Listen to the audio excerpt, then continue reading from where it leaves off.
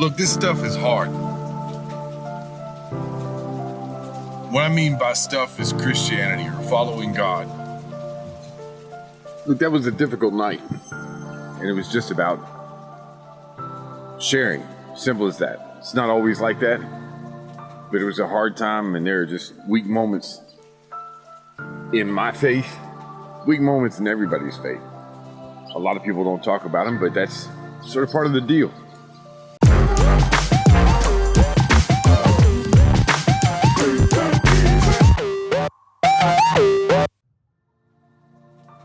I'm not doing well right now with contentment. I'm not doing well with God being enough, life being enough, struggling with jealousy. And I usually do okay. But right now it's like I'm being choked out. It's like I'm being strangled. My prayer life feels that way. Like I'm actually just trying to talk through being choked out. And I'm not being cute or trying to use a metaphor to impress. That's what it's felt like today. There's no video to it because I was driving at night. It was about a week ago, and it was just tough. And I thought, well, I'll at least put this down on video for you to see, for you to look at, and share it.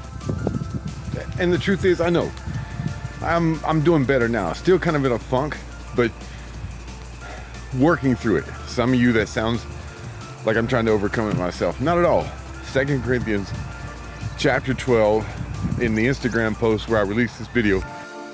When I say this stuff is hard, look, I know in my mind, I understand in my mind what it takes to be a Christian, but knowing it and doing it are two different things sometimes. And sometimes they're very far apart. And I know the score too. Jesus came here and said, if you want to follow me, you take up your cross. And that means simply suffer. It's going to be difficult. 2 Corinthians chapter 12, verses 8 through 10. There's the example of somebody who was given. I don't know what that even means. I don't know if that means given by God, but a thorn in the flesh, a messenger from Satan. And it was for good reason. So even the suffering makes sense as far as having a purpose and having a point. But he was given that thorn in the flesh, and he prayed 3 times. And I don't know if it was 3 times, like back to back to back. I don't know if it was over a period of time. Whatever the length of time was, he was asking God to please remove this. And 3 times over, Jesus answered the same, which had to be frustrating. My grace is sufficient. My power is made perfect in weakness. Okay, but how does that help me out of this jam?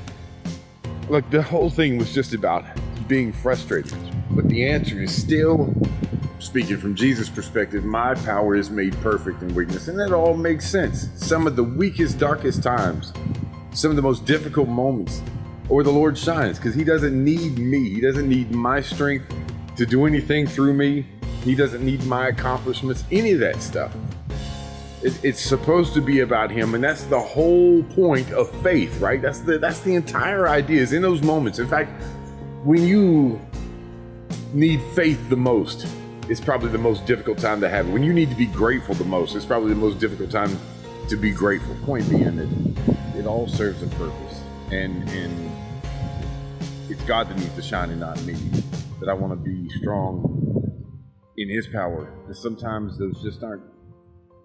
You just have rough days. You have rough times. Some of us have rough weeks and months and years, and I'm thankful that they're getting shorter and shorter for me. But those trials are not fun. They're difficult. Those temptations are not fun. That mentality, that selfish mentality, isn't an easy thing to deal with at all times, or to snap out of. And so you just keep trying, even when you feel strangled. You just keep praying and ignoring what you're saying or what the devil is saying to you. I've been looking through Instagram and seeing different profiles that have to do with God and religion and Christianity and this minister and that pastor.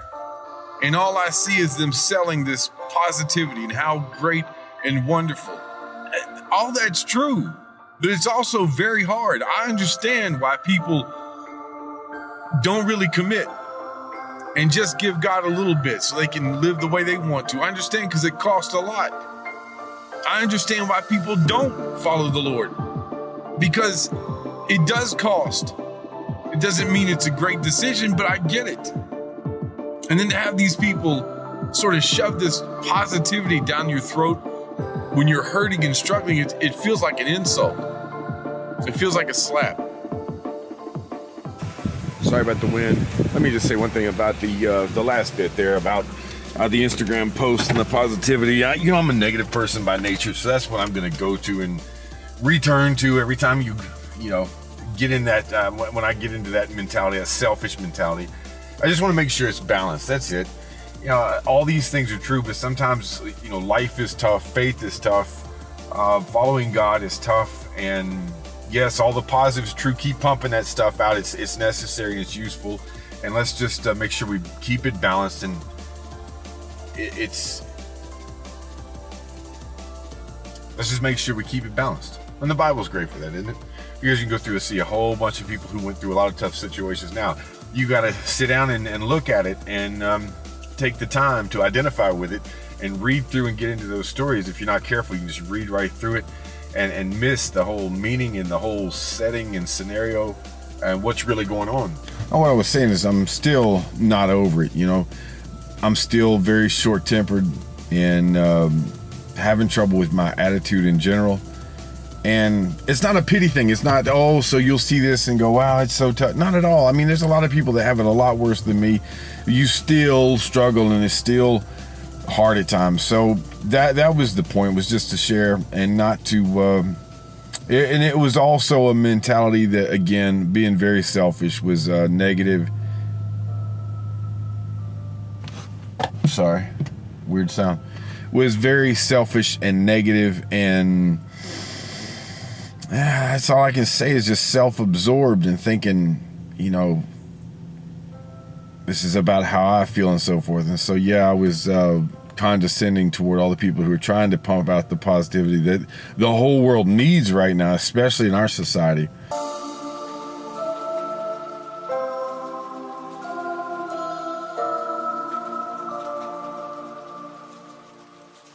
All right, I'll talk to you from a Food Line parking lot before I go into the stove.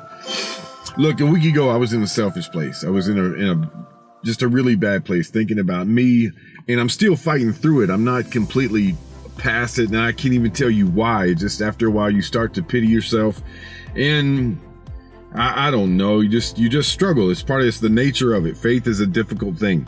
So let this dude leave. He's looking at me like I'm nuts, which is cool. I guess it's not like being in New York or somewhere where you can just video and people look at you like you're crazy. Feeling kind of weird. Within the context, I'll say it again.